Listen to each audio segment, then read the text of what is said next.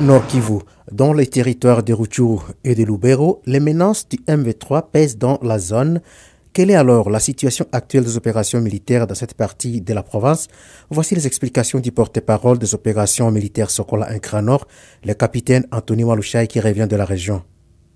Il faut dire d'abord que contrairement à tout ce qui se rencontre dans les réseaux sociaux, les troupes de l'armée congolaise engagées dans les traques contre les terroristes qui occupent notre sol. Là, je fais allusion à l'armée rwandaise avec ses supplétifs du M23. Nos troupes se comportent très bien sur terrain. Après avoir perdu la zone de Rwindi, nos troupes sont en train de se organiser le plus vite possible pour récupérer Rwindi et ses environs. Là, nous ne sommes pas comme ça se rencontre dans les réseaux sociaux à Kanyabayonga. Donc, nos troupes, moi-même personnellement, je suis arrivé jusqu'à Armoirie. Armoirie qui n'est pas loin pour ceux qui maîtrisent bien Rutshuru, qui n'est pas loin de Rwindi. Alors, nous ne sommes pas seulement à Armoirie, mais nous sommes même à 5 km d'Armoirie. Donc, c'est à 4 km de Rwindi, là où nous sommes. Et le moral de nos troupes, de nos hommes sur le terrain se renforce du jour au jour. Les autorités militaires, les chefs, nos chefs hiérarchiques venant de Kinshasa étaient là pour encourager les troupes, pour donner l'espoir à ces voyants militaires qui travaillent parfois dans des conditions difficiles, de tenir bon, de récupérer et défendre le pays jusqu'au sacrifice suprême. Donc pour l'instant, je peux vous rassurer que la situation évolue positivement sur le terrain. Une menace qui semble prendre toute la partie est, voire même la zone laquiste de la partie Grand Nord, ce qui est aussi une crainte de la société civile. Y a-t-il une mesure sécuritaire mise en place à cet effet? Voici la réponse du porte-parole. Oui, ça c'est une menace réelle et nous faisons le mieux possible pour que cela n'arrive pas. Rutshuru, c'est un territoire voisin du territoire de Lubero. Donc, nous ne pouvons pas rester mains croisées dans notre secteur opérationnel Sokola 1 Grand Nord. Nous sommes des officiers, nous sommes obligés de, comme étant le grand commandant, anticiper les menaces ou bien des calculs de l'ennemi. Voilà pourquoi nous sommes entrés jusqu'au-delà de Rutshuru, voir ce qui se passe réellement pour mieux réorganiser et voir l'intention de l'ennemi. Lubero a des groupes armés Maïmaï locaux et qui sont parfois hostiles aux forces armées de la République démocratique du Congo, et nous ne voulons pas que cette menace arrive jusque dans le Grand Nord, et c'est pourquoi nous avons anticipé pour aller au-delà, renforcer nos amis de l'autre côté pour bouter ces M23 hors de notre zone, pourquoi pas hors de notre pays. Voilà, nous sommes sûrs et certains que au-delà des groupes armés qui sont dans notre zone, nous avons les problèmes de terroristes de ADF, MTM qui sont chez nous, et on ne peut pas s'hasarder, on ne peut pas permettre que le M23 arrive encore s'ajouter au nombre des groupes armés que nous avons. Donc nous faisons le mieux possible, nous travaillons dur sur ça pour que ça n'arrive pas. Et n'oubliez pas que la frontière de Bunagana est occupée par M23 et nous ne voulons pas encore que la frontière de Kasindi soit occupée par les M23. Donc c'est impossible, il ne faut même pas mettre ça dans la tête. Les FARDC font le tout possible pour que ça n'arrive pas.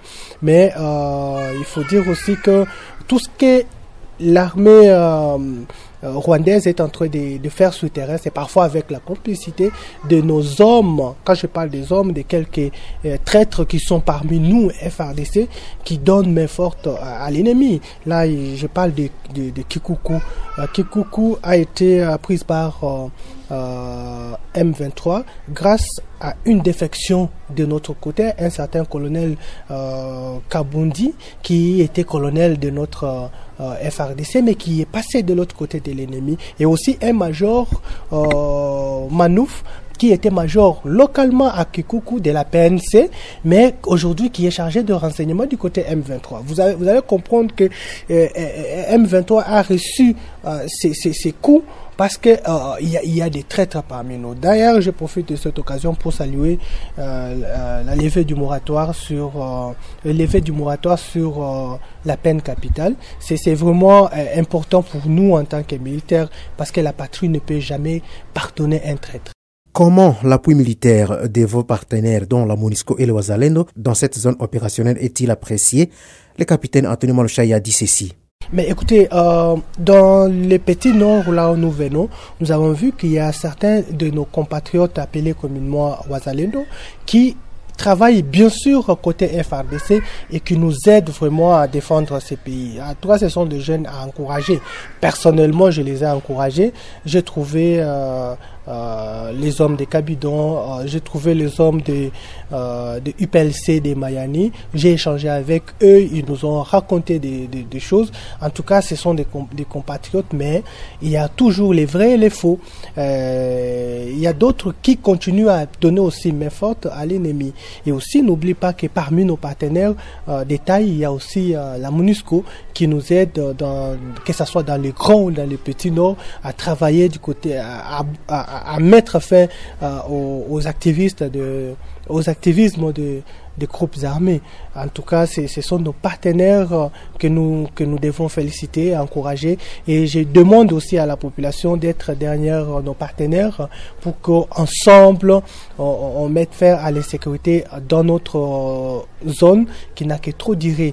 Là, je n'oublie pas aussi l'armée ougandaise qui fait un bon travail maintenant à l'ouest de la RN4. Pendant ces temps, Kanyabayonga est afflué des ménages de déplacés. Comment sont-ils protégés et sécurisés dans leurs sites provisoires, dont certaines églises et écoles de la place, le capitaine Anthony Malushai? Nous avons détaché des unités pour la protection, mais nous avons vu, par exemple à Kanyabayonga, des organisations non gouvernementales, des organisations humanitaires qui viennent les secourir avec des nourritures et des vivres. Mais cela reste vraiment insignifiant par rapport à l'afflux des déplacés. Vous êtes, les civils ils ne sont pas armés, ils cherchent là où il y a la sécurité. Nous ne pouvons que leur donner cette sécurité. Et la meilleure, c'est récupérer les zones occupées par M23 et pour qu'ils rentrent dans leur milieu d'origine. Mais tant soit peu, nous faisons le mieux possible pour qu'ils se retrouvent. Mais sincèrement, je dois être franc avec vous, la situation n'est pas bonne de ces côtés-là des déplacés. Ils vivent un calvaire que moi-même personnellement j'ai vu. Et même la demande, en fait l'aide apportée par les humanitaires reste jusque-là insignifiante.